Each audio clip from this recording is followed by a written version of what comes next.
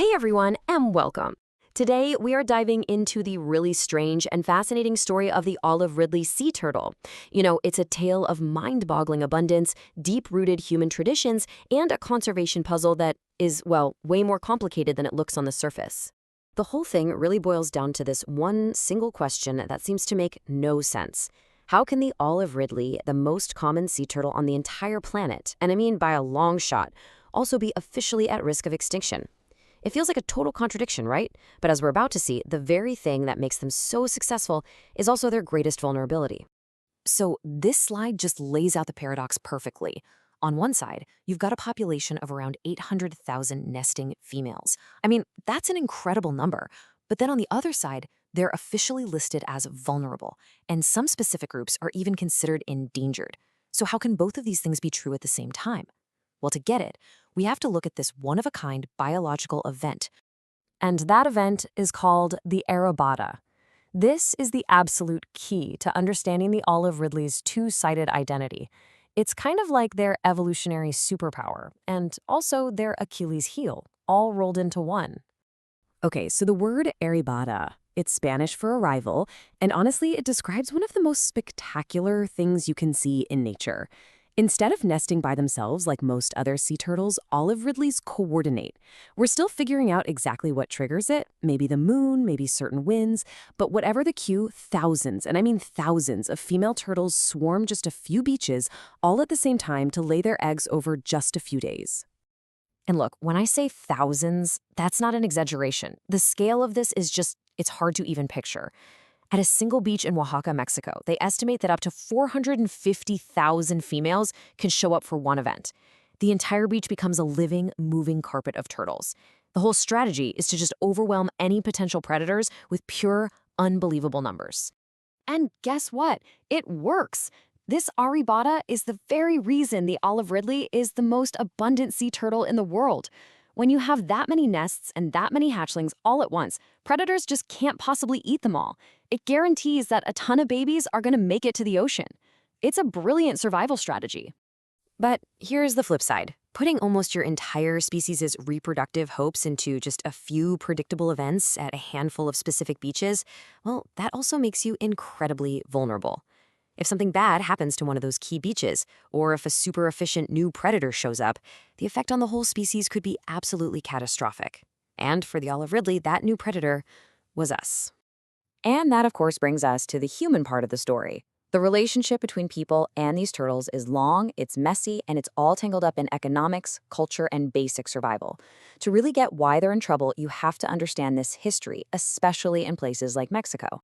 So back in the mid-20th century, these amazing arribadas, the turtle's greatest strength, suddenly became a huge business opportunity. In the 1960s, industrial-level fishing took off, targeting the turtles for their leather. Things got even more intense in the 70s under a private company. But you just can't take that many turtles. It wasn't sustainable. By 1990, the populations had crashed so badly that Mexico had to issue a total ban on capturing any sea turtles at all. So a ban should fix it, right? Well, not exactly. And the reason gets right to the heart of the problem: money. Even before the ban, the pull of the black market was massive. A fisherman working legally was only making about 14% of what they could make by selling illegally. So when the legal industry was shut down, that black market didn't just vanish. It became the only option. And the pressure wasn't just on the adult turtles. Their eggs have been a source of food and income in coastal towns for generations. The illegal egg trade was just staggering.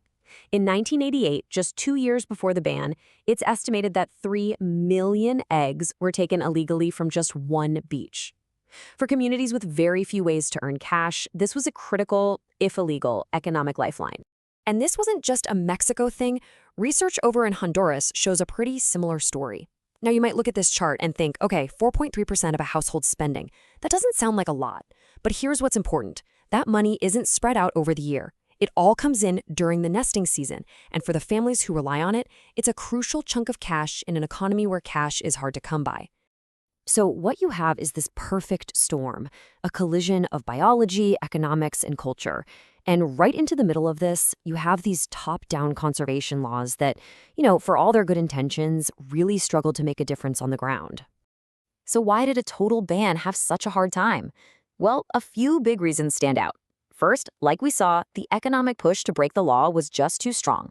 Second, there weren't any good economic alternatives like ecotourism to replace that lost money. Third, enforcement was basically impossible. Get this, the entire state of Oaxaca, a huge nesting hotspot, had only 6 inspectors for all environmental issues. And finally, the rules were made by officials far away, without talking to the local people whose lives were directly affected.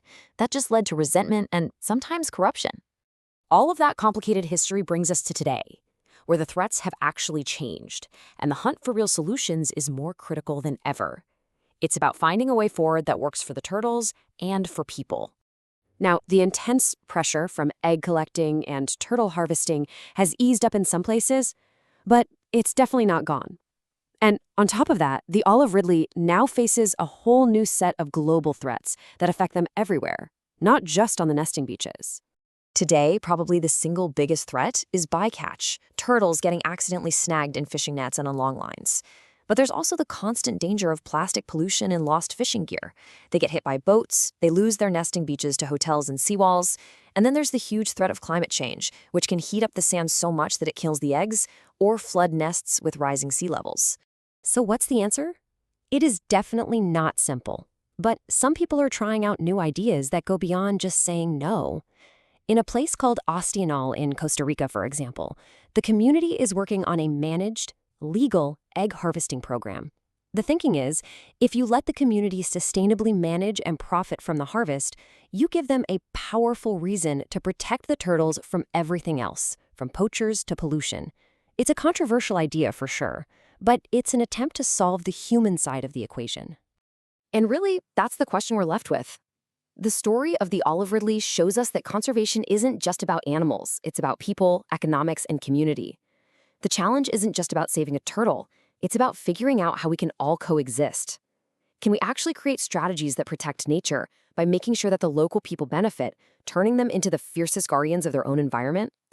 The future of the world's most abundant and somehow most vulnerable sea turtle really depends on how we answer that.